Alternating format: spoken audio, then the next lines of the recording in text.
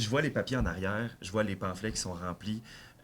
Les gens de la région avaient le goût de répondre à ce pamphlet-là, avaient le goût de vous écrire et avaient le goût de témoigner. Ça fait déjà quelques années, mais ça témoigne du travail en profondeur qu'on a fait pour les aînés, pour entendre les aînés. Parce qu'effectivement, on a eu un certain choc quand on a envoyé la pétition et qu'on a eu plus de 5000 réponses. Donc, tu sais, 5000 réponses, là, vous le voyez, ça représente. La première journée que ça rentre, on est bien content.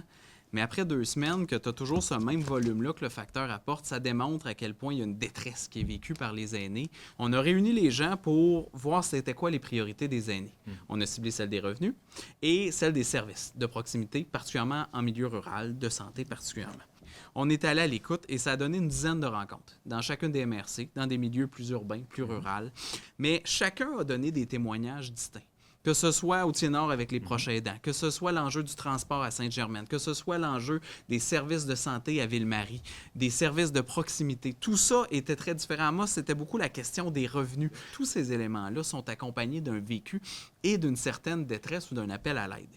Pour moi, ce qui est annoncé aujourd'hui, ce qui est important, c'est que le statu quo ne soit plus maintenu pour les aînés. C'est facile d'oublier nos aînés. Puis c'est une critique de société que je peux bien nous faire, c'est que on oublie de redonner à ceux qui ont construit le pays et notre région. Puis l'objectif là-dedans, c'était pas d'être nécessairement en mode solution, mais d'être en mode constat. Quels sont les besoins des aînés? Donc, dans le document, c'est des verbatims qu'on a remis de toutes les consultations qui sont anonymes, mais qui ont été enregistrés pour pouvoir ramener ces témoignages-là. Donc, c'est comme un peu une grande histoire des aînés de l'Abitibi-Témiscamingue, mais qu'à travers ça, leurs demandes puissent être identifiées clairement.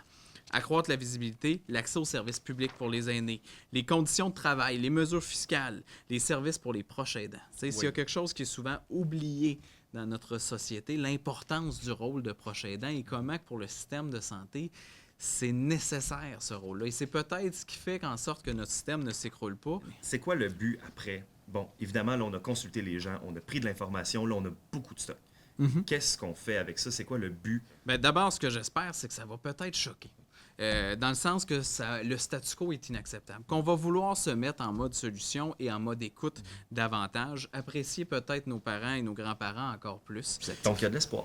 Ben moi, j'y crois. Il suffisait effectivement de se mettre en mode écoute, ce qu'on a fait, et après ça, de proposer des constats, des demandes. C'est vraiment les demandes des aînés, je le rappelle. C'est pas ce que Sébastien Lemire pense nécessairement, mais ce que pensent nos aînés. Et après ça, ben effectivement, je pense que tout un chacun aura la responsabilité d'apporter ces solutions. Sébastien Lemire, merci beaucoup. Merci Alexandre, à bientôt.